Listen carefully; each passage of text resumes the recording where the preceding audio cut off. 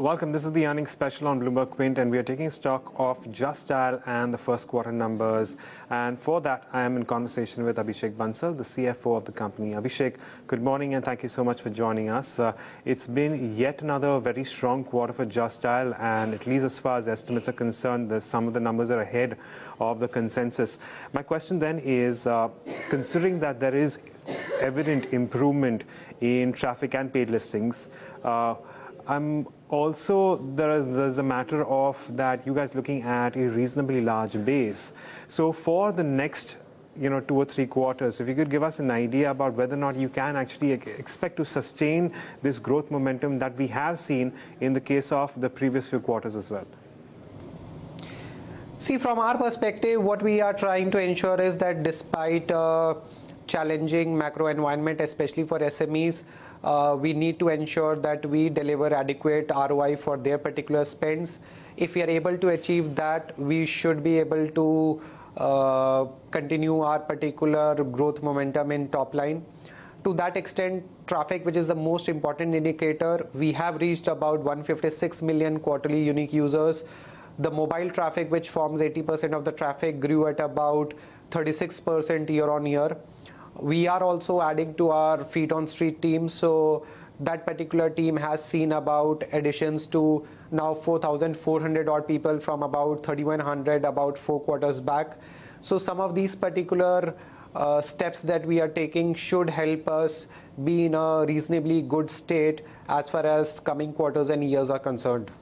Okay, Abhishek. So again, has there been a marked shift of business between Tier 2 and Tier 3 towns, and has this had an impact on realizations? How have realizations panned out overall? So Tier 2, Tier 3 cities for last quarter contributed about 29% to our revenues, and they now form almost 50% of our particular paid campaigns. So which effectively means that our particular ticket size in Tier 2, Tier 3 is much lower compared to Tier 1 cities, which in effect is expected to have pressure on our realizations. However, despite that, realizations we have been able to maintain flattish for last 3 to 4 quarters. So last particular quarter, if you see, of the 13.5% top line growth, almost the entire growth mainly came from the volume side, as we added about 14,500 net paid campaigns.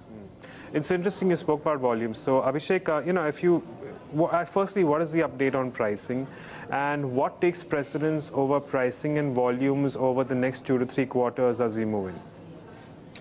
See, pricing in our particular case is very scientifically determined based on the category for which the SME is advertising, the geography the SME wants to advertising, and a couple of other factors.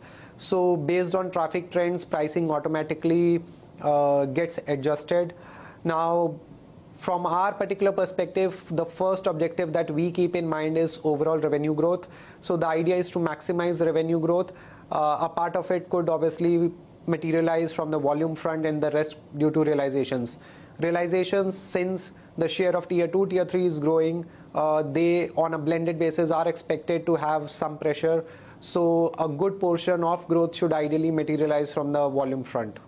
And finally, Abhishek, on the aspect of the transition to the transaction-led platform, where is that process now, considering you guys had initiated this process about a few quarters ago? Where are you guys now, and what are the updates here? So on the transaction-led platform, at this point of time, we have taken an approach that in certain particular categories, we provide users multiple options which users can actually avail for getting transactions done in that particular category. We are very clear that profitability does matter for a long-term business sustainability. We are adding features which help users in doing transactions, be it through price discovery, etc.